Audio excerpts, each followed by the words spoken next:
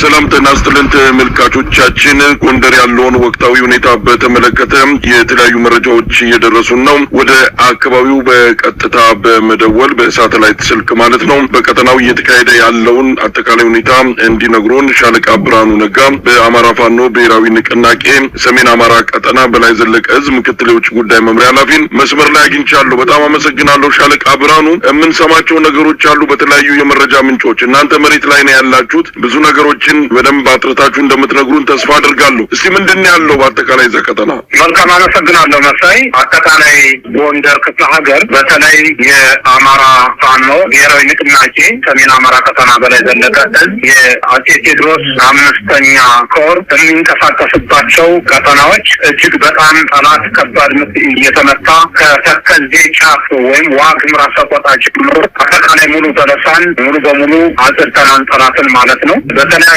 መንገድ የአማራ ፋኖ ሌሎችም ብሔር አፋኝና ገዳይ ቡድን እንደሆነ እየተረጀ አገዛዙ ማህበረሰቡን በጅምላ እየጨፈጨፈ በኃይል ሚዛን በተለይ ዋግምራን ሳህላ ቀጠና ሳህላ ይባላል።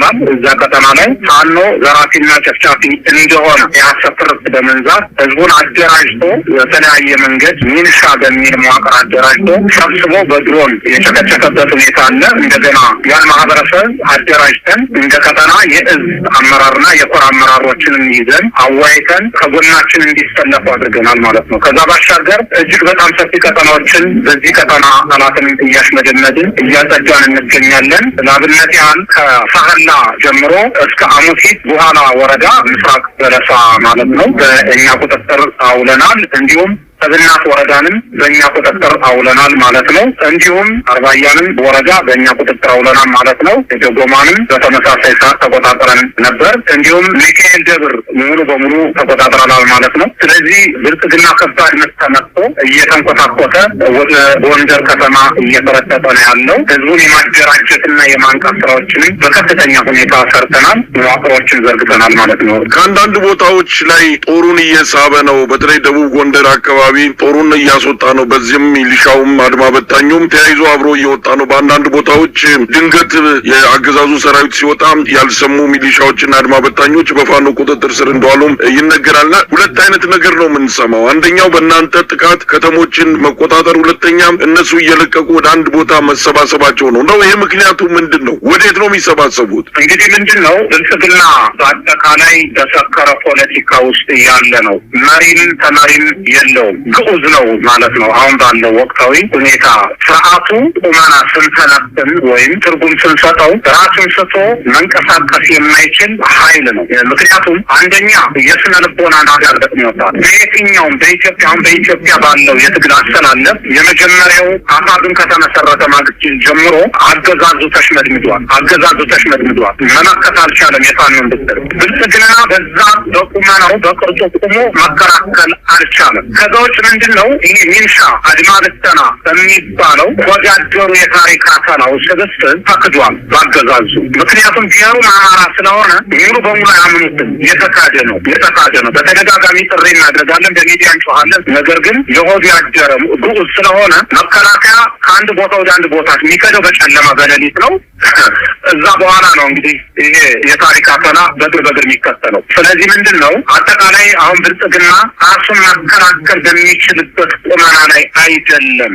በፋኖ መዳፍ እጅ ነው ያለው በየትኛውም ቀጠና። ይሄ ደግሞ በተግባር እያሳየ ነው እየሄድን ያለ ነው እና የአማራ ትንሣኤ የኢትዮጵያ ትንሣኤ በቅርቡ ለህዝባችን ለፋኖ ደጋፊዎቻችን በሀገር ቤት ውስጥ በውጭ ሀገር ላሉ በይፋ በገሃድ የምናሳይ ይሆናል። ሻለቃ ብርሃኑ እንደው አሁን ያለውን አጠቃላይ ሁኔታ መግለጽ ከተቻለም እንግዲህ ጎንደርን ከተማን ተቃርበናል አይነት ከመግለጫው የተረዳሁት በጎንደር ያለው ሁኔታ አሁን እርስዎ እንደገለጹልን ብዙ ወረዳዎችን በእጃችሁ አስገብታችኋል። ምናልባት እነዚህ በእጃችሁ የሚገቡ ወረዳዎችን እስከምን ያህል በእናንተ እጅ ይቆያሉ የሚለው ባለፉት 2 ዓመታት ከ8 ወር የሄዳችሁበትን የትግል ጉዞ ስንመለከት ከተሞችን ትይዛላችሁ፣ አካባቢዎችን ትቆጣጠራላችሁ፣ ብዙም ሳትቆዩ የምትለቁበት ሁኔታ ነው ያለው። አሁን በተለየ ሁኔታ የሚታይ ወታደራዊ ስልት ነው እየተከተላችሁ ያለው ያለው ይመስላል። ለማንኛውም አጠቃላይ ያለው ሁኔታን በዝርዝር ቢነግሩን ሻለቃ ብርሃኑ። ከአሁን በፊት ብዙ ቀጠናዎችን ተቆጣጥረን እንደገና የወታደርን ስልቶችን በመጠቀም ወደ ኋላ አፈግፍገን መልሶ የማጥቃት ስራዎችን ስንሰራ ቆይተናል። እውነት ነው። ነገር ግን አሁን የመጀመሪያው እያደረግን ያለነው ምንድነው? ነጻ ቀጠናዎችን ተቆጣጥረን ጊዜያዊ አስተዳደር ህዝቡ ሊታደጉ የሚችሉ መዋቅሮችን በመዘርጋት ረገድ ትልቅ ሚናዎችን ተጫውተናል። እየሰራን ነው። ህዝቡ ራስ በራሱ እንዲተዳደር እያደረግን ነው። ለህዝቡ አንጻራዊ ሰላም የሚሰጥ ግብረ ኃይል ወይም ሚሊተሪ ኃይል እያስቀመጥን ነው። በየወረዳዎች ጊዜያዊ መዋቅር አለ። እስከታች እስከ ቀበሌ ድረስ ራሱ የቻለ ግብረ ኃይል አለ። የፖለቲካ ስራዎችን የሚሰራን ወታደራዊ ክንፉን የሚመራ በየዘርፉ እየሰራን ነው። ከዛ ውጭ ምንድን ነው? አዎ እውነት ነው። ብልጽግና እዚህ በኋላ ተመልሶ መጥቶ ፋኖን አጥቅቶ ህዝብን የመምራት እንትኑ 11ኛው ሰዓት ተኩል ላይ ደርሷል። የማይሆን ነው። ነገር ግን የአማራ ፋኖ ብዙ እቅዶችን አቅዶ እየሰራ ነው። ወደ ጎንደር ከተማ አካባቢ ሲመጣልን ምንድን ነው? አገዛዙ ተስፋ ቆርጧል። ንጹሐንን ንብረት እየዘረፈ ነው። ሰላማዊ ነዋሪዎችን፣ ነጋዴዎችን አስሮ አግቶ ገንዘብ እየዘረፈ ነው የሚገኘው። ይህ ደግሞ ተስፋ ቆርጦ የተሸናፊ ስነልቦና ወይም መሸነፉን አረጋግጧን በአደባባይ። ስለዚህ በብልጽግና መንጋጋ ውስጥ ያሉ ከተሞችን እንግዲህ ከተማ ላይ መሸገውን ብልጽግናን የከተማ ሽፍታ ሆኗል። ይህን የከተማ ሽፍታ ደግሞ ህዝባችን ደጀን አድርገን በህዝባችን በውስጥ ባሉ የእኛ የፋኖ ኢንተለጀንሶች አማካኝነት ገብተን ነጻ እናደርጋለን ማለት ነው። ከዛ ባሻገር አሰራሮችን መዋቅሮችን እየዘረጋን ወደፊት ነው የምንቀጥለው ማለት ነው። ስለዚህ አገዛዙ በተለያየ መንገድ ፖለቲካውን እየቀየሰ አንድ ጊዜ የውጭ ወራሪ የበደበኝ ይላል። የፋኖ ብትር ያው እንግዲህ እንተዋወቃለን እነሱና እኛ። ነገር ግን የፋኖ የሚለውን በቃላት ለመጥራት ሲጠየቅ የውጭ ወራሪ ነው የሚለው። ይሄ የተለመደ ቁማር ነው። በጥቅሉ እዚህ በኋላ ብአዴን የሚባል የአማራ ህዝብ ተሳንጀት ታሪካዊ ጠላት ያለ የሌለ አቅሙን በተለያየ መንገድ አሟጦ ስልጣን ለመድገም ሞክሮ ነበር። አልተሳካለትም፣ ከሽቷል። አሁንም ህዝባችን እንታደጋለን። ህዝባችን ከፊት በጉጉት እየጠበቀን ያለ እጁን ዘርግቶ በቅርብ ቀን ነጻነታችን በክንዳችን እናውጃለን። እንደው ሻለቃ ብርሃኑ በዚህን ወቅት ላይ በእጃችሁ የሚገኘው በሰው ኃይልም ሆነ በመሳሪያ ረገድ ያገዛዙ ምን ያህል ያገዛዙን አቅም አዳክሞታል ማለት ይቻላል? እንደምንሰማው ከሆነ ከፍተኛ ቁጥር ያለው በሚሊሻም በአድማ በታኝም በመከላከያ ሰራዊት ደረጃ በአጠቃላይ የጥምሩ ጦር ሰራዊት ብለው የሚጠሩት ቁጥራቸው ከፍተኛ እንደሆነ ነው የሚገለጸው። በዛ ደረጃ ነው። በተለያዩ መረጃ ምንጮች ቁጥራቸው ይለያያል እንጂ ከፍተኛ ቁጥር ያለው የአገዛዙ ጥምር ሰራዊት አባላት በእጃችሁ እንደሚገኙ የጦር መሳሪያዎችንም የማረካችሁ መሆናችሁ ነው የሚገለጸውና ከዚህ አንጻር አቅሙን የሚያዳክም ድል ነው ተገኘ ማለት የሚቻለው? በኪሳራስ ደረጃ